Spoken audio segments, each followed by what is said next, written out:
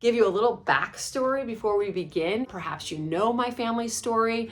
The bottom line is that I had a son at first diagnosed on the autism spectrum with PDD NOS. I had another child who had so many high intensity behaviors, ADHD. He would have been described as ODD, ragey, angry. That same child developed tics like vocal tics, eye blinking, etc. What I do with parents, I teach them the same protocol that I used on my own children that had brought us healing. So this is how you would know if this protocol is good for you to employ in your own household. First of all, I always look at a child not as if they have all these labels like ASD, autism spectrum disorder, ADHD, ODD, OCD. I don't look at the labels. I always ask, what are the behaviors? This is what I did in my own children. So I'm just a mom who walked through this, brought such incredible healing to my boys that I share how to do it with others. So I have a website, Live with Joy Now. I also have a Facebook group called Take Control of ADHD Now. And those are places that you can glean some tips and tricks or some strategies, because you might be a do-it-yourselfer and you like to kind of go on your own. And for me, when I was trying to bring healing to my boys, was sitting both on YouTube, I was on the internet searching for anything, but most of the time I would put myself on the public files of the National Institute of Health. The National Institute of Health on pubmed.org is a repository of analyses, data, meta-analyses, research, so that you can look at what you're seeing in your child and some of these hypotheses that you think could work for your child, and see if some studies have been done on that. For me, that's where I was always going. I was looking at anything that had to do with the brain inflammation. I was looking at data on stroke victims, Parkinson's. I was looking at neuroplasticity and studies that showed that the brain was still malleable. I was looking at anything that brought together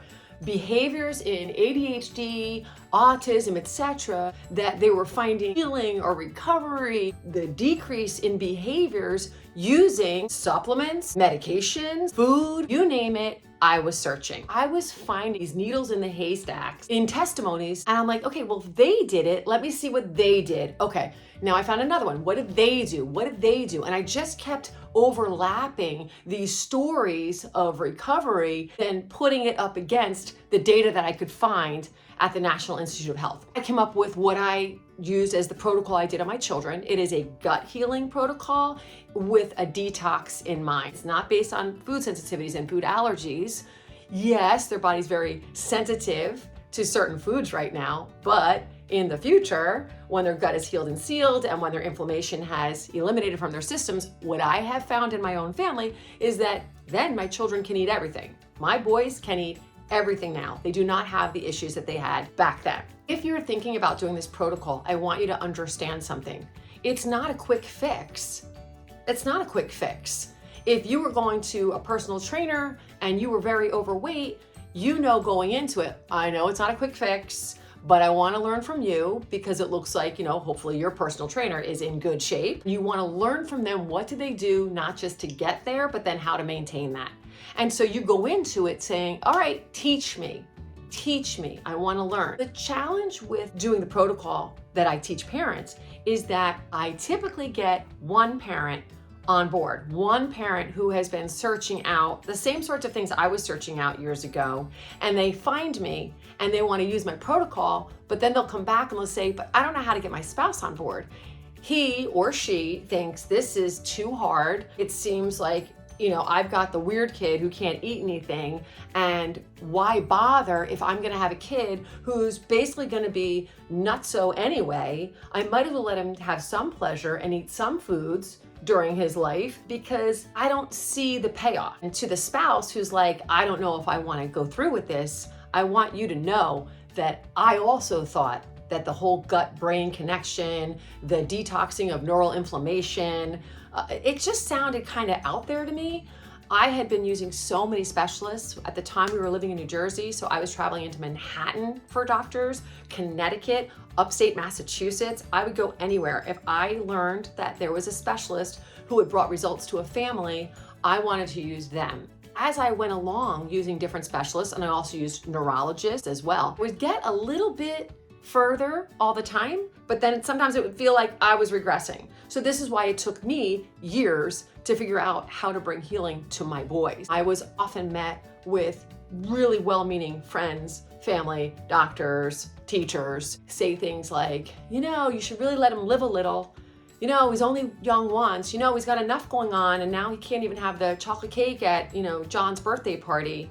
And so I literally started the group that I have. I do these videos. I made the website so that if there is another mom who thinks that she's kind of crazy going down this path, if I'm just talking to you, you're not crazy. I literally got my life back. I got my children back. Coaching came about organically. I had too many people needing one-to-one help. If you want to just glean from my stuff, I have resources. They're on the web, livewithjoynow.com, and Take Control of ADHD Now Facebook group. But if you're ready to really go in and do this with your child and you don't have proper understanding of the way the gut microbiome is working in relation to the brain, to the behaviors, and if you don't understand the idea of detox, a slow continual detox, and how the certain foods that you provide at certain times, including whether that be coconut water kefir, which is a very rich probiotic. If you don't know how to do all those things, you can get very confused in the process, and then you see behaviors flare and you're like, I'm out, I'm not doing this. I might as well just live the way we were living. Maybe you don't understand that there's a yeast die-off component happening as well, because I didn't understand this. As you're going along the process of healing, that all of a sudden you get a week of behaviors again. And you might say to yourself, no, I know for a fact he's eaten completely this non-inflammatory diet. We've pulled back on the carbs. We've done the right things. So then why do we see this now? Detox. It's like peeling back layers of an onion. This is how I was able to understand this. The substances in their cells that are causing or contributing to their inflammation, right? Contributing to their behaviors are going to detox, be eliminated from their cells. And as they do, that's a very uncomfortable situation for them, but it also floods their system with these toxins again. If I make it simple, I'm just talking about inflammation. If you've ever been a person who's had a hangover and you know what it feels like the next day, those are toxins, those are poisons leaving your system. And in a day or two or three, you feel fine again. Well, these children, the way that I learned it and the way that I understand it is that they have like an overloaded system. They have a permeated gut, so the foods that they're eating are entering their body cavity, setting off an inflammatory response. The first thing the body wants to do is try to eliminate that toxic overload through its primary pathways. What are primary pathways? Urinating, sweating, pooping. Primary pathways. If you can't do that, your body's gonna go to secondary pathways. That's gonna be your eyes, ears, nose, mouth, skin. This is why I'll often get families who they say, oh, my child's had their adenoids removed, they have chronic sinus infections, they have ear tubes, or they have all these allergies going on in their system, they have eczema, or they have psoriasis, or they have really bad body odor. And other families, now, understand, if you can't get out through the secondary pathways, where are you gonna go? You just stay in. So where do toxins live? In fat. The brain is more than 2/3 fat. So the body absorbs those toxins and they find a place to live. So now you have an inflamed brain. So what I teach parents through this protocol is how do we very slowly, gently, as best as we can, provide the right foods so that we allow the body to keep detoxing slowly over time. This takes months and months, but I am telling you, you start to see an effect usually within a month or so. And once you see that positive effect, you're saying, maybe there's something to this.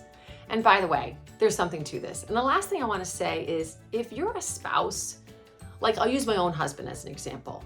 I do know he was totally frustrated with me. I was spending a lot of money on a lot of therapies, a lot of treatments. We did everything really, homeopathy and cranial sacral therapy and the Anapanyel brain balancing. We did all of it. And so when I then was like, oh, I think it's this. I think we need to detox his body and we need to heal his gut and make coconut water kefir. My husband was like, you're crazy.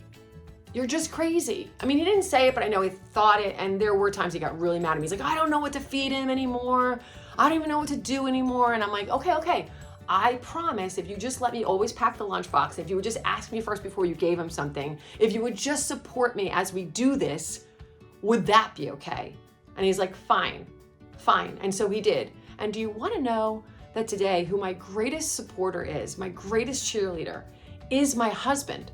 We can be at a cocktail party and he might overhear over this section over here that someone's got a child with some behavior, someone that happens to mention something. He'll be like, oh, you need to talk to my wife. Come on, you need to talk to my wife. So I want you to know that, yeah, give your husband or your wife, because if you're watching this, maybe it's one spouse or the other that thinks that your efforts are for naught. And I want you to know they're not. And there's data to support what we're doing. I didn't make all this up on my own. I voraciously read and studied and searched until I could find answers. So I just hope this brings you a little bit of peace as you walk out your journey, and to let you know that you're not alone and that there is light on the other side. Yeah, it takes many, many months of doing this, but over time, when that gut is healed and sealed, and as that inflammation leaves their body, you have a child with, like, at least what we had, like a calmer brain. Everything was calming down. They have focus. They no longer rage at you. My son who a doctor told us, like, it looks like Tourette's, the beginnings of Tourette's. He was like 11 or 12 at that time. Throat clearing. He had a beautiful voice. He had lost his voice in all of this. No, the throat clearing went away. The eye twitches and the eye blinks. This thing he used to do with his nose went away. His anger fell away. Like, I am telling you, it's not a one-off. My family isn't the one-off. I get messages constantly from people going, thank you, oh my gosh, it's a miracle. My children, I got my family back. So I just want you to know, it's not crazy what you're doing. If for nothing else, do the research. I just pray that your family walks this out and sees it through, because you really do have a life of joy waiting for you on the other side of this. All right, take care. Bye, moms and dads.